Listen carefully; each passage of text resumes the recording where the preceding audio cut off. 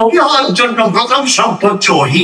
সেই জন্য ইলেকশনের মধ্য দিয়ে নবী হয় না, নবী হন সিলেকশনের মাধ্যমে। সেই সিলেকশনটা কে করেন? আল্লাহ রাব্বুল আলামিন নবী বানান। আর হঠাৎ করে রাস্তা থেকে ধরে কোনো ব্যক্তিকে তিনি নবী বানান না। নবী বানানোর জন্য আলমে আল্লাহে আল্লাহ টার্গেট করে রেখেছেন, এই লোকগুলিকে আমি নবুয়ত দেবো। তাই তারা পৃথিবীতে আসার সাথে সাথে নবীরা জন্মলগ্ন থেকে নবুয়তের চরিত্র দিয়েই তৈরি হন। সুবহানাল্লাহ। এই জন্য নবীরা মাসুম, নবীরা বেগুনাহ, তাদের কোনো গুনাহ নাই। সুবহানাল্লাহ।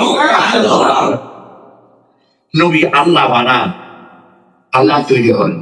কোরআন শরীফ বলছে, وعلى الله قصد السبيل ومنها جائر ولو شاء لهداكم أجمعين।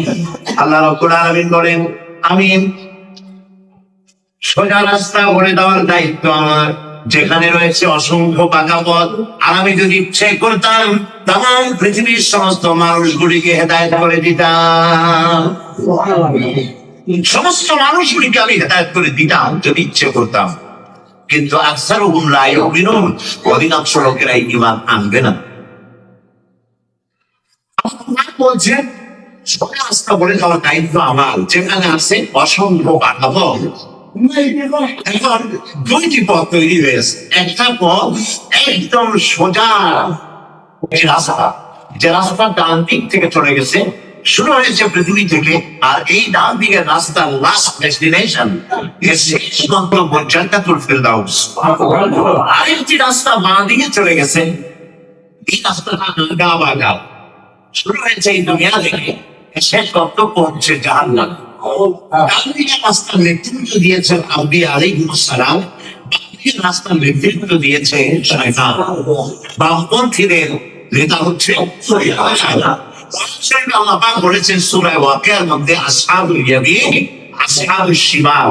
লক্ষ্য করে সূরা ওয়াকিয়া, আসহাবুল ইয়ামিন আসহাবুশ শিমাল, ডানপন্থী আর বামপন্থী।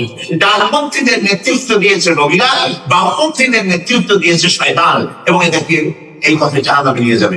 ডানের রাস্তাটা নবীর পথ, এই পথটি চড়াই উতরাই আছে, এই পথে চলতে গেলে কষ্ট আছে। এই কষ্টের পথ পরিক্রমা অতিক্রম করে নবীদের পথে যারা চলবে, কিয়ামতের দিন আল্লাহ পাক তাদেরকে জান্নাত দান করে দিবেন।